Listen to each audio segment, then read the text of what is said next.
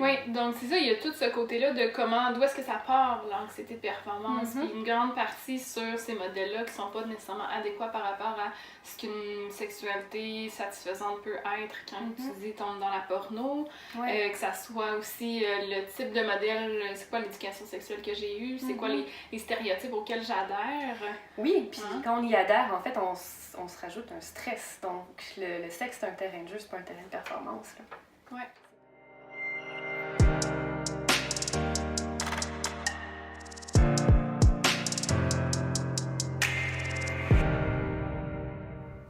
Bonjour! Aujourd'hui, on vous parle d'un phénomène qu'on retrouve un peu partout dans la société, dans nos sphères de vie, mais également dans la chambre à coucher, donc l'anxiété de performance. Oui.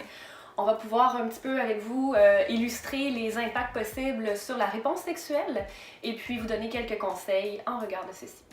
Alors, tu disais que l'anxiété de performance se retrouve partout. Effectivement, dans la sexualité, on le retrouve beaucoup. En fait, quand on pense à ça, la sexualité devrait être plus une zone de plaisir et non une zone où est-ce qu'on doit performer et comme si l'orgasme devenait un peu la finalité à tout ça. Exact. C'est pas nécessairement la ligne d'arrivée, en fait, c'est pas une course à l'orgasme qu'on veut faire. C'est plutôt quand on parle de relations sexuelles, il y a avant tout le mot relation. Donc, dans une relation, ce qu'on veut, c'est quoi? C'est connecter avec l'autre personne, c'est vivre un moment de plaisant avec cette personne-là, c'est découvrir l'autre. Donc, tout ça est moins possible quand on entre dans l'anxiété de performance. Mais l'anxiété de performance, en fait, c'est oui, par exemple, l'orgasme, le désir d'atteindre absolument l'orgasme, mais c'est aussi tout simplement l'envie, je pense, peut-être trop forte parfois, de correspondre à certaines normes ou d'avoir l'air de XY par rapport à son partenaire. Donc, à quelque part, je pense que c'est important de se rappeler que la sexualité n'est pas une zone de performance, comme tu l'as dit, mais un terrain de plaisir. Donc sinon, évidemment, il va y avoir des impacts sur notre capacité à se laisser aller, à connecter avec soi et avec l'autre. Donc ça a des répercussions importantes. Tout à fait. Puis en fait, juste avant d'aller sur les répercussions possibles, il faut quand même comprendre que quand on parle d'anxiété de performance, il y a cet aspect d'anxiété. Donc, au niveau physiologique, il y a, bien sûr, on a tout, comme être humain, notre système parasympathique, notre système sympathique. Donc, le système sympathique, c'est celui qui va s'activer quand on est confronté à de l'anxiété. C'est notre système de survie. Puis l'anxiété, qu'est-ce que c'est? C'est un danger qui est perçu, qui n'est pas nécessairement réel. Je sais pas un ours devant moi, là, mais c'est un danger que moi je perçois, qui fait activer mon système sympathique et qui se met en mode « OK, là, je dois réagir », tout ça. Donc ça, c'est vraiment à l'opposé de ce qu'on veut créer. Quand on veut une relation sexuelle, nous, ce qu'on veut, c'est activer plus le système parasympathique, qui est le système du plaisir, qui est le système du relâchement, de la détente.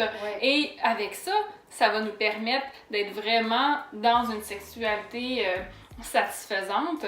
Alors, quand on tombe dans l'anxiété, même physiologiquement, notre corps se met pas en place ou en état de pouvoir avoir une sexualité satisfaisante. Non, quand on est prêt à partir en courant, ça va être un petit peu difficile. Alors que ce qu'on veut, c'est pouvoir rester présent à l'autre puis relaxer.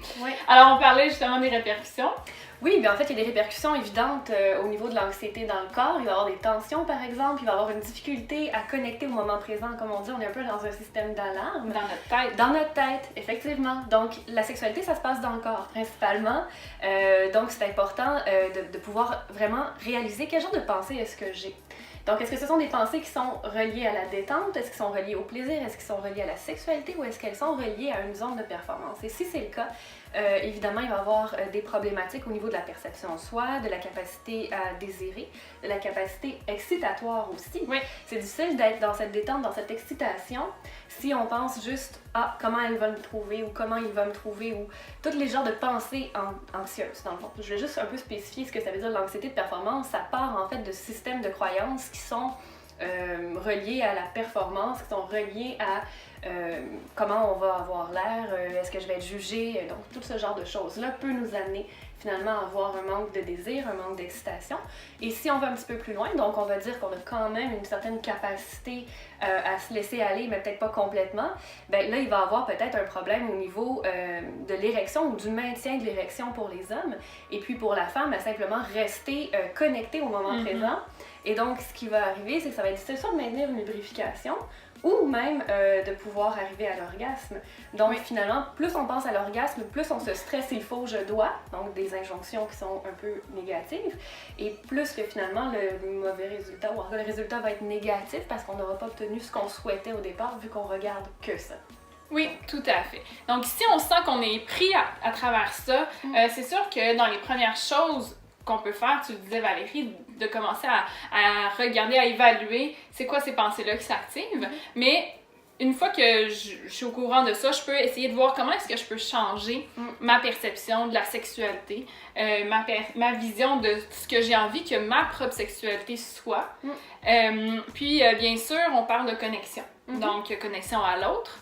Donc, toujours essayer de viser vers une meilleure connexion avec cette personne-là, une meilleure connexion à son corps aussi, parce qu'on le disait, la sexualité se passe avant tout dans le corps, fait que si je suis complètement déconnectée, c'est difficile de bien la vivre. Alors, que ça soit par, quand je pars dans mes pensées, me ramener à mon corps, à mes sensations, aux 5 sens. Donc, qu'est-ce que je vois de l'autre, qu'est-ce que je vois dans mon environnement qui peut être excitant au niveau de l'ouïe, au niveau du goût de l'autre personne. Donc, tout ce qui a trait aux 5 sens, d'essayer de se recentrer sur ces éléments-là. Est-ce qu'il y aurait d'autres choses possibles?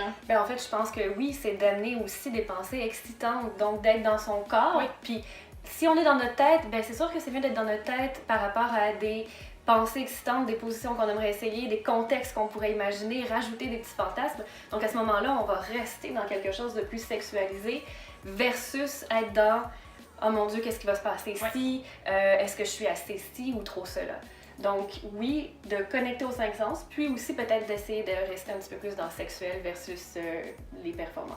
Exactement. Alors, il faut garder en tête que dans le fond, la sexualité, on veut augmenter la connexion à l'autre pour augmenter la qualité. En augmentant la qualité d'une relation sexuelle, au lieu de viser la performance, on augmente aussi par le fait même le niveau de satisfaction de nos relations sexuelles.